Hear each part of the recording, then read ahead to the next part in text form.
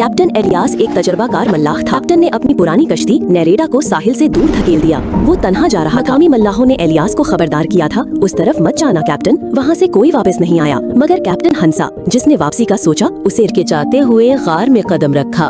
अंदर मुकम्मल खामोशी थी, यहाँ तक कि उसके कदमों की आवाज भी गायब थी। दीवारों पर पुरअसरार निशान थे, कदीम ज़बानें जिन्हें वो पहचान नहीं सका। अचानक एक रोशनी चमकी, जैसे कोई आंखें झपक रहा हो। कौन है?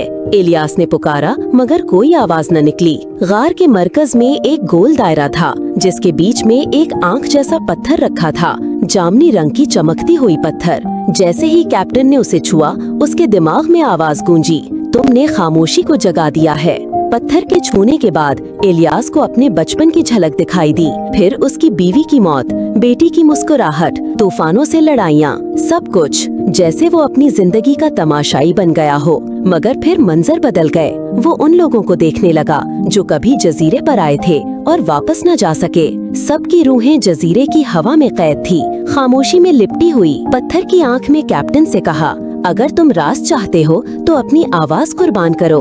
कैप्टन ने आंखें बंद कर लीं। उसके पास खोने को कुछ न था। वो जानता था ये कुर्बानी आर्जी नहीं, ये हमेशा की थी। वो बोला, मैं तैयार हूँ। अगले लम्हे उसकी आवाज छन गई। नया पहरादार, जजीरे ने उसे कबूल कर लिया। वो अब खामोशी का हिस्सा बन चुका था। न मौत न जिंदगी, बस एक लंबी नींद जैसा वजूद। नेरेडा कश्ती खुद ब खुद पानी में बह गई, वापस समंदर की तरफ, मगर उसमें कोई न था। लोगों ने फिर कभी कैप्टन एलियास को नहीं देखा।